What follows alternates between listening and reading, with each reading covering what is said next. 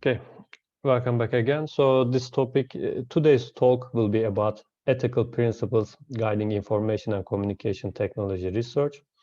So uh, I started giving this talk, I think, since 2017, and the initial version was based on Edgar Weipel's tutorial on ethics in applied information security research. So, for instance, I don't need to mention this at the slides, but I thought that it would be unethical to not to mention, although the now the current version of this slides or the talk uh, only contains a little bit examples from Edgar Weipel's talk. But once again, I believe that it is a good idea to always give credit to people who started this discussion.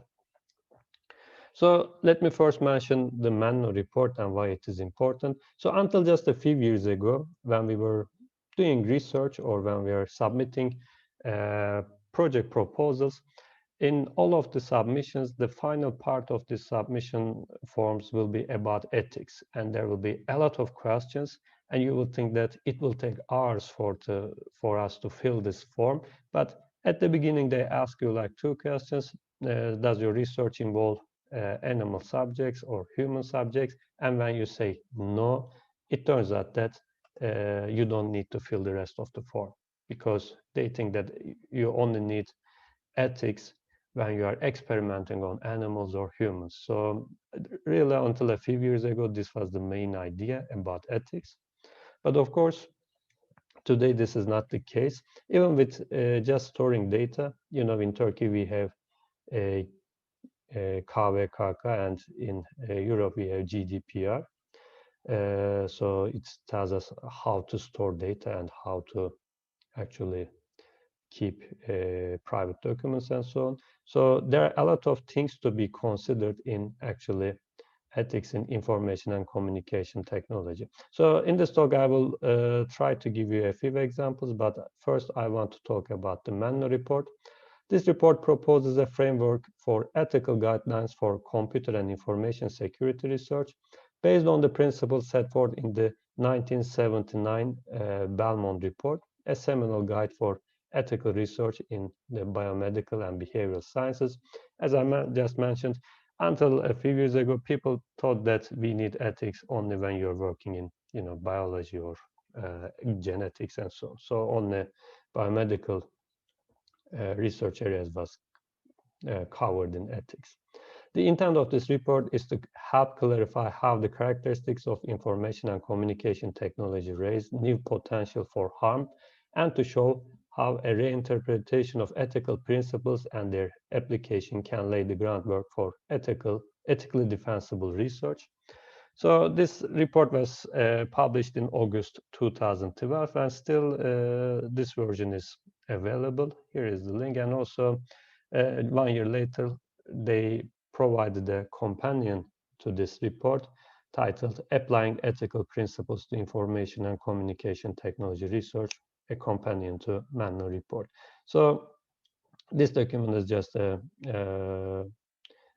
kind of an enlarged version of the initial Manno report, and here they also give some examples from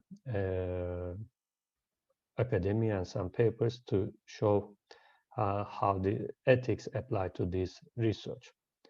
So let me briefly summarize what this Manno report is about. It is actually like 15 pages or something, so you can, when you have the time, I recommend you to read it.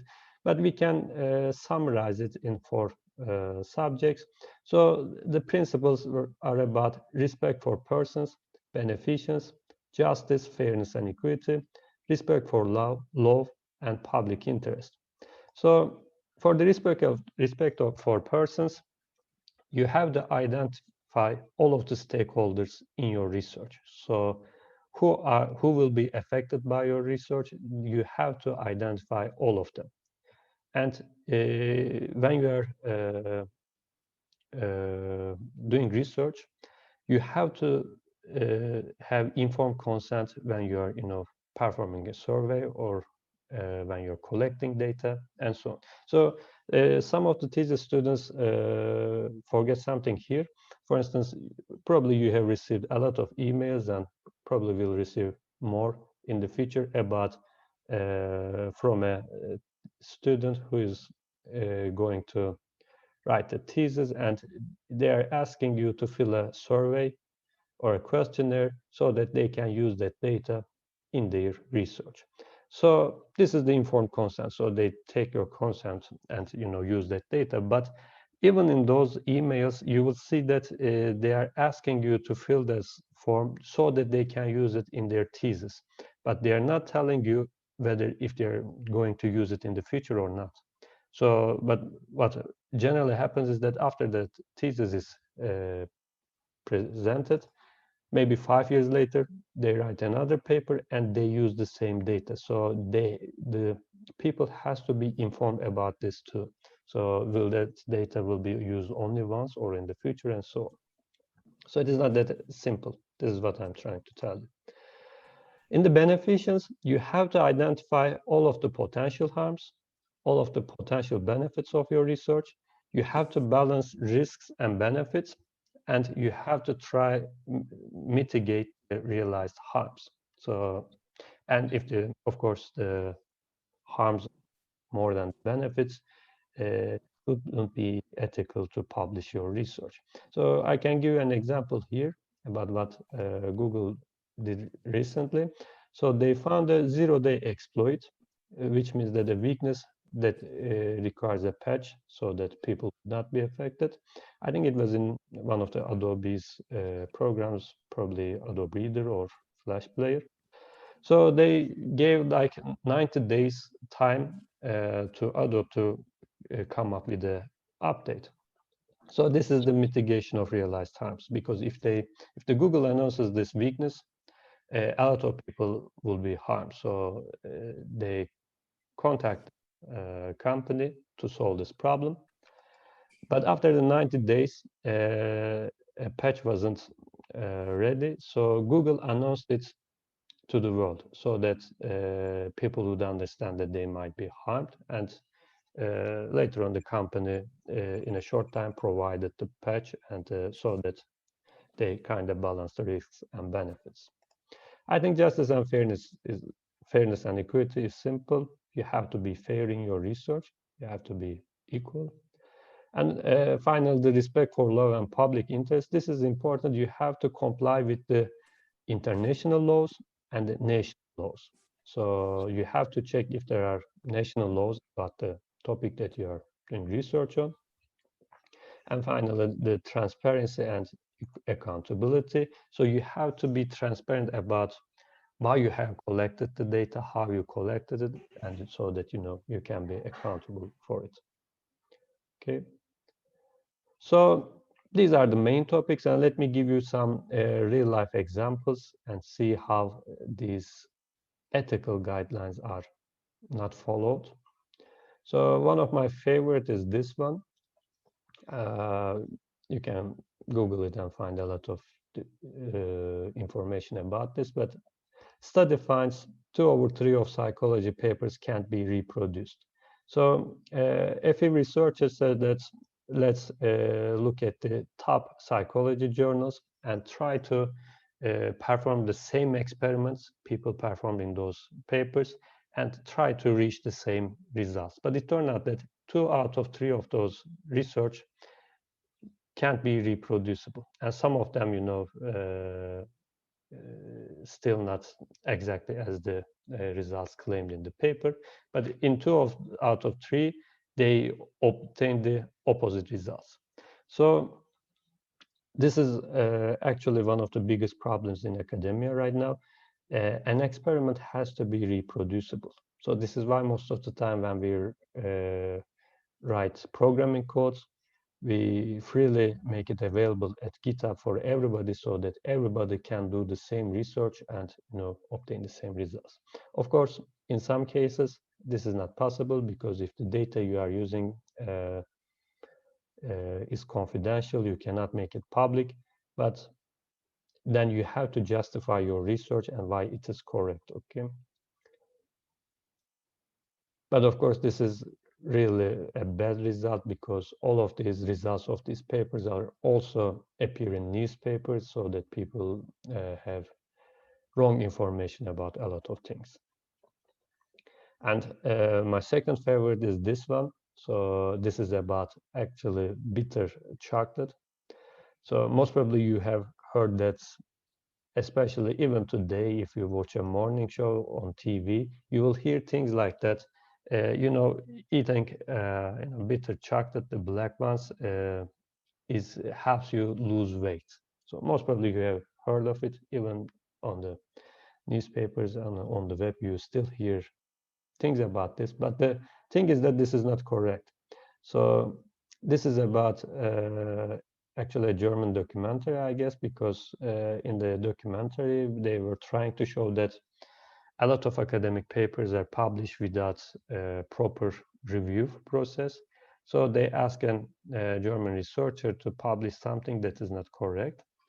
But they had limited time because the documentary will be available in a few months. So what they did, that they really gathered test subjects, and they gave chocolate to one group and didn't give to the other one, and checked the results. And really, after the experiment ended, the people who did eat chocolate actually lost weight. So you might think that if they did the experiments and obtain these results, what can be wrong about it?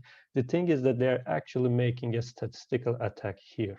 We refer to this as p-value hacking, because when the tests are started, they didn't know what the results will be. So they checked like 14 or 15 properties of the test subjects, for instance, their uh, blood sugar or their weight and so on. So they didn't know which one would be different. But this is a statistical hacking here. If you have a small group and if you look at like 14 or 15 properties, most definitely with probability 99%, one of the properties you're checking will be different in one group than the other one. So this is what they did. And by chance, it turned out to be weight loss. So this is why they published the paper. Then they bought a fake web page like Institute of Diet and Health.com. So after that point on, mainstream media thought that this is correct, and they made a lot of news. But the problem is that now the people admitted that the thing was a fake. So they wrote a newspaper report saying that how I fooled millions into thinking chocolate helps weight loss.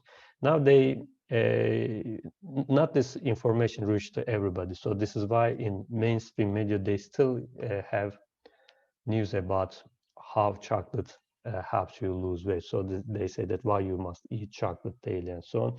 For detailed info, you can visit this web page and for the details of the research. But again, they show something unethical, which is the fact that academic papers are published without proper reviews. But now they also made something unethical, because a lot of people in the world thinks that chocolate helps you lose weight. So you have to, balance the risks and harms. Okay. So before moving on to information technology examples, I want to mention Tuskegee syphilis experiment. This is like the worst thing that you can do ethically. So around 1932, some people performed experiments on small African community, I guess, and they checked if their blood, if they have syphilis or not. Syphilis in Turkish is frengi. So, but they didn't tell them why they are doing it. So there wasn't any informed consent. They said, I think they said that they are looking for bad blood or something. But their aim was to see who has this illness. Since it's transmitted sexually, they from time to time check which people have syphilis, and this way they map how the illness spreads. But at the time this experiment was started, there wasn't a cure for syphilis, but around, I think during Second World War, they realized that penicillin is an effective cure for syphilis. So at that time, they knew who has syphilis, and they had the cure, but they didn't cure them. So this is watching without helping. So that is the two ethical things they didn't comply with. So let's say. So, and now I'm going to show you a lot of examples in IT where watching without helping actually occurs. So this is why I wanted to mention this non-ethical research. As you can see, the research continued until 1972. Okay, let me give an example again. Here in this news, a girl wants to meet boy. Girl posts on a Craigslist for a casual encounter. Hundreds of boys respond. So this is actually a fake Craigslist report. So I think a boy X or a girl just make a Craigslist, and a lot of people replies to her. But then the person who posted this list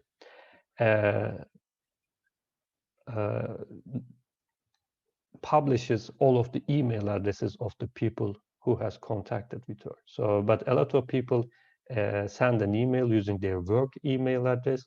So, like for instance, Jihangir@microsoft.com or something. So a lot of people lost their job after this announcement of the email addresses. So even when you are making a joke, you have to be careful. You have to identify the stakeholders, and you have to, identify the harms that can be done to these stakeholders. A similar thing applies to Ashley Madison database leak. So the databases of a lot of web pages actually leak. So I think a database leaks at least once in their lifetime. So this is not a surprising thing. So even recently, Yemek Sepeti has has leaked their database leaked, and almost every user information are now available to hackers, around 20 million accounts. So, but in the Ashley Madison case, this is a web page where people kind of, meet other people, but this way cheat their husbands or wives. So when this database leaked, a lot of people try to capture the passwords of the users, and some of them did. And by capturing the passwords, this way they kind of publish the people's actions in the web page. So a lot of people committed suicide after this leak. So once again, you might think that this is just a password cracking process, but some people might die just because you're, capturing somebody else's password. Okay, so these were just some recent news, let's say. So now we can talk about some academic papers where ethical things should be considered. So here's an example. This paper is titled Spamalytics, an empirical analysis of spam marketing conversion. So in this work, what they do is as follows. They discover a botnet.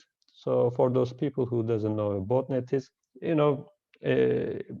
years ago we have viruses, and the main purpose of virus was to infect a computer and cause some damage to that computer. But nowadays hackers just infect a lot of computers, but they don't do anything there. They just wait. So they take control of all of those computers. For instance, assume that you infected 100,000 computers, so you have control all over them, but you don't do anything, because then you can use that power to perform an attack in the future. For instance, you can say to all of those computers to visit a web page, and 100,000 people tries to visit a web page at the same time.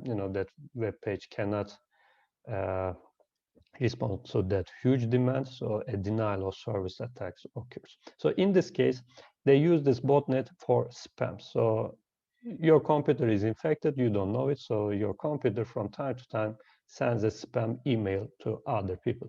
So you might think that when you receive a spam email, somebody deliberately sent it to you, but most probably you receive it from an ordinary person's laptop, which is infected. So in this paper, they realized that such a spam botnet, but what they do is they modify this botnet so that they send modified emails, and they check and analyze these infected computers and write this paper about the data they gather. So in the paper, they say that we have effectively conducted this study, though sidestepping the obvious legal and ethical problems associated with sending spam. And they explain it as follows. We conducted our study under the ethical criteria of ensuring neutral action so that users should never be worse off due to our activities, while strictly reducing harm for those situations in which user property was at risk. So what they're trying to say is that we never tried to gather, for instance, credit cards or personal information from the people whose computers were affected. So we didn't cause anything more than what this botnet was doing to them. So you might think that this is okay, but actually it is not, because instead of preventing botnet to send emails, they modified the sent email. So they actually,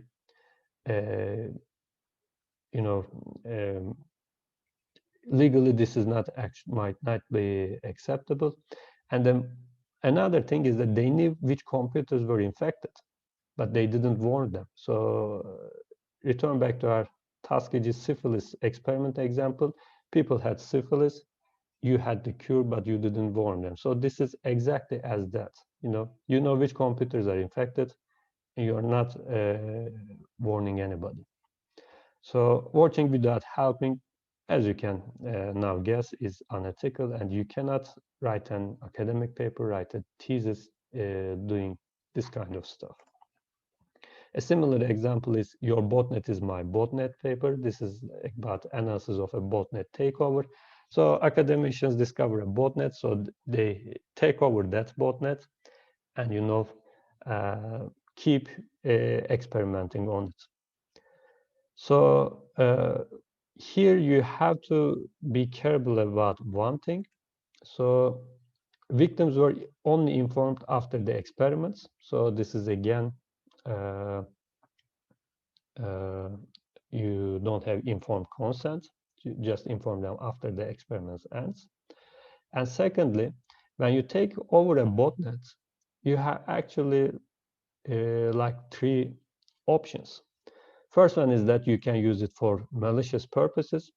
And if we were in the classroom, I would ask you who would, perform malicious experiments. You can write it in the chat screen if you would do that. For some reason, some people raise their hands in the class when I talk about it, but of course it is unethical. So just don't, say that you will do unethical things in an ethics course, okay? Second thing you can do is to do nothing about the botnet, but inform the people who are infected, or you go to the proper authorities informing that you discovered such a botnet and these people are infected.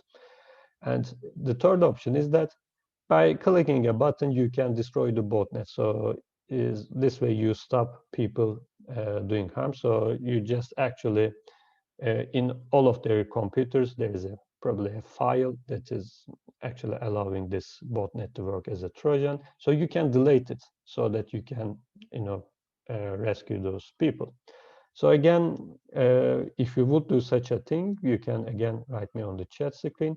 But the thing is that that is not a right thing to do, because once you do it, you actually are deleting a file in those affected computers. But modifying or deleting a file in somebody else's computer would be illegal, even if you are doing it for good purposes. Because so this is why I'm writing here: do not perform illegal activities to prevent illegal activities. No argument of self-defense can be made, because in the court you cannot say that I deleted the malicious file, because you cannot prove it. Another paper is should be ethically considered is the paper titled "Is the Internet for Porn? An Insight into the Online Adult Industry."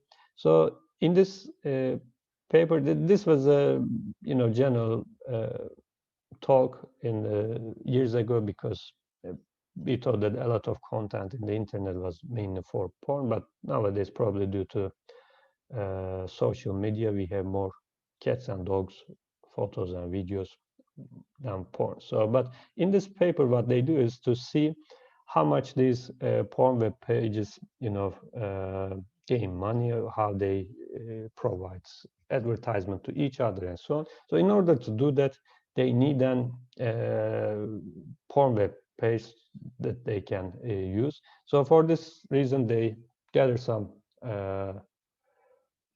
videos or pictures from other porn web pages and use them as if it is their own. So at that point, this is really illegal. If you consult to your university's legal services, they will prevent you to do such a research. So this is not something acceptable.